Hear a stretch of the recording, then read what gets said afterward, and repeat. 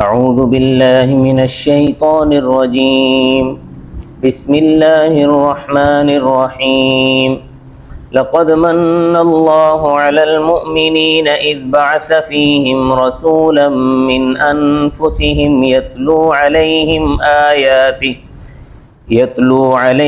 آیاتہ ویزکیہم ویعلمہم الکتاب والحکمہ وَإِن كَانُوا مِن قَبْلُ لَفِي ضَلَالٍ مُبِينٍ صدق اللہ العظیم۔ اس آیت کی کچھ تشریح گزشتہ درس میں بیان ہو چکی تھی، جس میں حضور اکرم صلی اللہ علیہ وسلم کے دو کام بیان کیے گئے تھے۔ لقد من اللہ علی المؤمنین، ایک تو اللہ تبارک و تعالیٰ کا احسان بیان کیا گیا لوگوں پر، بلکہ ساری کائنات پر،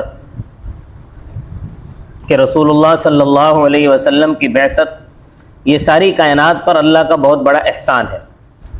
اور پھر آپ صلی اللہ علیہ وسلم کے اس دنیا میں آنے کے بعد آپ کے کام ذمے جو لگائے گئے وہ کیا تھے؟ یتلو علیہم آیاتہ، اللہ کی آیات کی تلاوت کرنا، یعنی قرآن پاک کی تلاوت کرنا، ویزکیہم، اور لوگوں کے دلوں کا تزکیہ کرنا، یعنی ان کے دلوں کو پاک و صاف کرنا گناہوں سے۔ یہاں آگے آپ صلی اللہ علیہ وسلم کے ایک تیسرا کام بیان فرمایا، وہ کیا ہے؟ فرمایا وَيُعَلِّمُهُمُ الْكِتَابَ وَالْحِكْمَةَ، اور تعلیم دیتے ہیں ان کو کتاب کی اور حکمت کی۔ قرآن پاک اگرچہ عربی زبان میں نازل ہوا اور اس کے اولین مخاطبین بھی عربی تھے، اس کے باوجود ان کو بعض مرتبہ کچھ آیات سمجھنے کی ضرورت پیش آ جاتی تھی۔ چنانچہ 5ویں پارے میں ایک آیت ہے، مَن يَعْمَلْ سُوءًا يُجْزَ بِهِ، جو شخص برا عمل کرے گا اس کو بدلہ دیا جائے گا۔ حضرت ابوبکر صدیق رضی اللہ تعالیٰ عنہ نے اس آیت کریمہ سے آخرت کا بدلہ سمجھا کہ قبر میں عذاب ہوگا، دوزخ میں عذاب ہوگا، دوزخ میں سزا ہوگی۔ تو انہوں نے حضرت صلی اللہ علیہ وسلم سے سوال کیا کہ حضرت، ہم میں سے کون سا ایسا آدمی ہے کہ جس سے کوئی نہ کوئی خطا نہ ہوئی ہو؟ کیونکہ معصوم تو صرف انبیاء ہیں، پھر تو کوئی بھی نہیں بچ سکتا۔ تو حضرت صلی اللہ علیہ وسلم نے فرمایا، اے ابو بکر رضی اللہ تعالیٰ عنہ، اس بدلے سے جو تو سمجھا ہے کہ آخرت کی سزا ہوگی، قبر کی مار کٹائی ہوگی، یہ مراد نہیں ہے، بلکہ مومنوں کو اس کا بدلہ دنیا ہی میں دے دیا جاتا ہے۔ یہاں تک کہ جب مومن اللہ سے ملاقات کریں گے تو ان پر کوئی گناہ نہیں ہوگا۔ مطلب یہ ہے کہ مومنوں کو دنیا میں جو تکلیفیں آتی ہیں وہ ان کے گناہوں کا کفارہ بن جاتی ہیں۔ دیکھیں اللہ پاک کا کتنا بڑا فضل اور احسان ہے ایمان والوں پر۔ مثلا سر میں درد ہے تو اس سے گناہ معاف ہو رہے ہیں، پیٹ میں درد ہے اس سے گناہ معاف ہو رہے ہیں، ناک میں درد ہے، ناک میں کوئی تکلیف ہو گئی ہے اس سے گناہ معاف ہو رہے ہیں، نزلہ ہو گیا اس سے گناہ معاف ہو رہے ہیں، زکام ہو گیا اس سے گناہ معاف ہو رہے ہیں، بخار ہو گیا اس سے گناہ معاف ہو رہے ہیں، گھٹنوں میں درد ہو گیا، ٹخنوں میں درد ہو گیا، کوئی اور تکلیف ہو گئی، اسی طرح کوئی واقعہ پیش آ گیا، کوئی صدمہ پیش آ گیا کہ جیب میں رقم تھی وہ گر گئی، دوبارہ ملی نہیں۔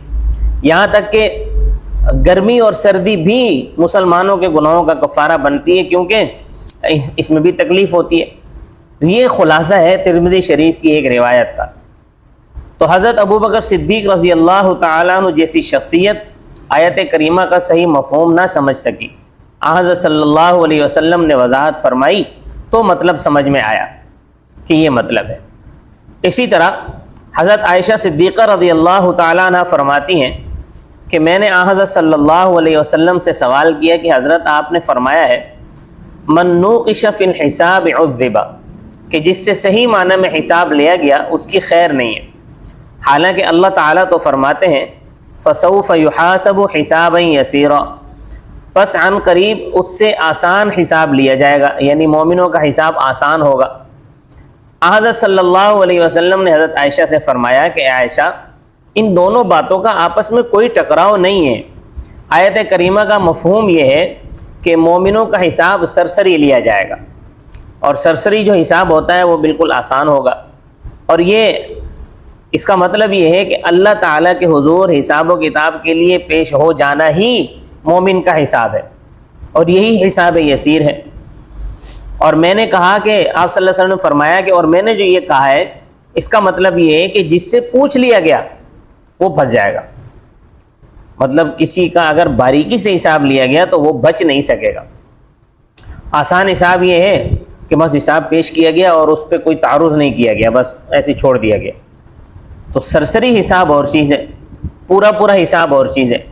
تو دیکھیں ام المؤمنین حضرت عائشہ صدیقہ رضی اللہ تعالیٰ عنہ کو بھی یہ آیت حضور اکرم صلی اللہ علیہ وسلم سے سمجھنی پڑی۔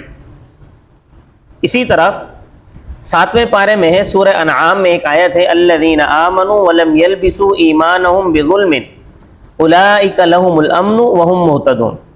وہ لوگ جو ایمان لائے اور نہیں ملایا انہوں نے اپنے ایمانوں کو ظلم کے ساتھ، یہی لوگ ہیں جن کے لیے امن ہوگا اور یہی ہدایت یافتہ ہیں۔ بخاری شریف میں روایت ہے کہ صحابہ کرام رضوان اللہ علیہم اجمعین نے سوال کیا کہ اینا لم یظلم نفسہ، کہ اللہ کے رسول ہم میں سے کون سا شخص ہے جس نے اپنے نفس پر ظلم نہ کیا ہو؟ ظلم تو سب سے ہو جاتا ہے، ظلم کا معنی ہے زیادتی۔ آج صلی اللہ علیہ وسلم نے ارشاد فرمایا کہ اس آیت میں اس مقام پر ظلم سے جو مراد تم سمجھو وہ نہیں ہے۔ تم یہ سمجھو اس آیت سے کہ زبانی طور پر کسی کے ساتھ زیادتی ہو گئی، یا ہاتھ کے ذریعے کسی کے ساتھ زیادتی ہو گئی، یا قلم کے ذریعے کسی کے ساتھ زیادتی ہو گئی، ہیں یہ بھی زیادتیاں، لیکن اس آیت کے اندر یہ والا ظلم مراد نہیں ہے، بلکہ اس ظلم سے مراد شرک ہے۔ آیت کریمہ کا مطلب یہ ہوا کہ وہ لوگ جو ایمان لائے اور اپنے ایمانوں کے ساتھ شرک کی ذرہ بھر بھی ملاوٹ نہیں کی، ان کو امن نصیب ہوگا، اور یہی لوگ ہدایت یافتہ ہیں۔ جیسا کہ حضرت لقمان بن باعور بن باہور رحمۃ اللہ علیہ، انہوں نے اپنے بیٹے ساران رحمہ اللہ تعالیٰ کو نصیحت کرتے ہوئے فرمایا، یا بنی لا تشرک باللہ ان الشرک لظلم عظیم، کہ اے میرے پیارے بیٹے اللہ تعالیٰ کے ساتھ شرک نہ کرنا، بے شک شرک بڑا ظلم ہے۔ مطلب یہ ہے کہ ظلم سے مراد اس آیت میں شرک ہے۔ تو صحابہ کرام رضوان اللہ تعالی علیہم اجمعین کو بھی کچھ آیتیں سمجھنے کے لیے حضور صلی اللہ علیہ وسلم سے رجوع کرنا پڑتا تھا، باوجود ہے کہ وہ عربی تھے، اور آج صلی اللہ علیہ وسلم ان کو سمجھاتے تھے۔ لیکن آج کی 14ویں صدی میں جو لوگ ہیں، کوئی دعویٰ کرے کہ مجھے قرآن پاک سمجھنے کے لیے نہ مجھے حدیث کی ضرورت ہے، نہ کسی صحابی کی ضرورت ہے، نہ کسی تابعی کی، نہ کسی تبع تابعی کی، اور نہ کسی امام کی، نہ فقیہ کی، اور نہ محدث کی ضرورت ہے، میں قرآن مجید کو خود سمجھتا ہوں، تو ایسا شخص پرلے درجے کا ملحد اور بے دین ہے۔ کیونکہ یاد رکھنا، قرآن پاک کی وہ تفسیر معتبر ہے جو کہ حضور اکرم صلی اللہ علیہ وسلم نے بیان فرمائی، کیونکہ قرآن آپ صلی اللہ علیہ وسلم پر نازل ہوا ہے، تو جو تفسیر آپ صلی اللہ علیہ وسلم نے بیان فرمائی ہے وہ تفسیر قرآن کی معتبر ہے۔ اور پھر آپ صلی اللہ علیہ وسلم سے صحابہ کرام نے سن کر جو بیان فرمائی ہے، پھر صحابہ کرام کے بعد تابعین نے، تبع تابعین نے، ان کے بعد ائمہ فقہا نے، اور مفسرین حضرات نے، محدثین نے قرآن کی جو تفسیر بیان کی ہے وہ تفسیر معتبر ہے۔ اس لیے ان بزرگوں پر اعتماد کرو۔ جو لوگ یہ جو آج کل اتنے زیادہ باطل فرقے گمراہ ہو چکے ہیں، وہ اسی وجہ سے گمراہ ہوئے ہیں کہ انہوں نے قرآن کریم کی تفسیر اپنی رائے کے مطابق کرنا شروع کر دی۔ جیسا کہ غلام محمد پرویز، یہ بڑا ملحد اور بے دین آدمی تھا، اس نے 4 جلدوں میں قرآن کریم کی تفسیر لکھی ہے، اس کا نام ہے معارف القرآن، اور اس کی پوری تفسیر میں کفر بھرا ہوا ہے۔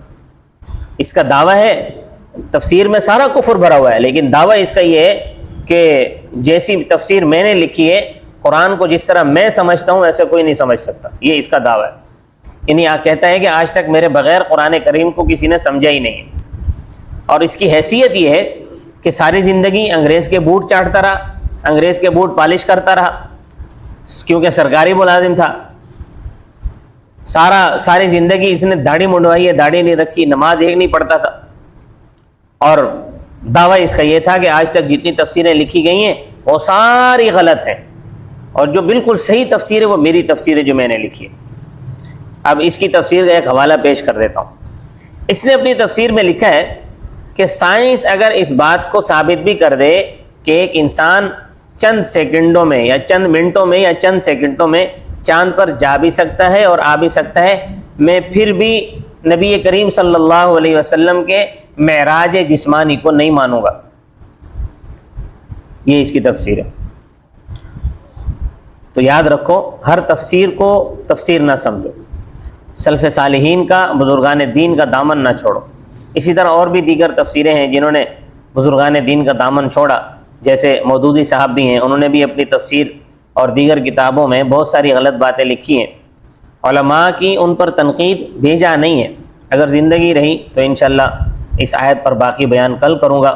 اللہ تبارک و تعالی مجھے اور آپ کو قرآن کریم سمجھنے کی اور سلف صالحین کا دامن مضبوطی کے ساتھ تھامنے کی توفیق نصیب فرمائے۔ وما علینا الا البلاغ المبین۔